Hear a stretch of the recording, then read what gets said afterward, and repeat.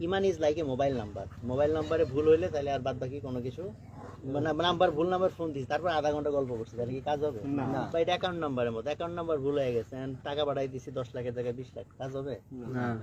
তো এই জন্য ইমানের মধ্যে কোনো ছাড় নাই ইমানের আন্ডারস্ট্যান্ডিং ইজ ভেরি ইম্পর্টেন্ট যদিও মেজরিটি মানুষ আমরা আজকে আধুনিক শিরক ব্যাপারটা বুঝি না আধুনিক ইমানের সাথে সেকুলারিজমের সংঘাত আমরা বুঝি না তো এটা একটা ইম্পর্টেন্ট জায়গা যে কারণে আমাদের প্রচুর মানুষ আছে আমরা ইমান হারাই ফেলছি বাট আমরা জানি না যে আমরা ইমান হারাই ফেলছি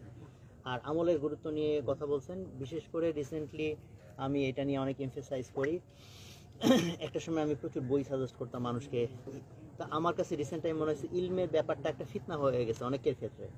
একটা হচ্ছে আমি যদি আলেম হওয়ার জন্য টার্গেট একটা হচ্ছে বেসিক ইলম এটা তো খরচ সেটা তো সবার লাগবেই যে বেসিক ইলমটা আমার লাগবেই সেটা নিয়ে তো কোনো কথা নাই বাট এর বাইরে আমরা অনেকে আছে অনেক ঘাটাঘাটি করি এই তফসির ঘাটতেছি ওই হেদিসের রেফারেন্স হাতকে 8 টাকা না 20 টাকা একেবারে মানে রেফারেন্স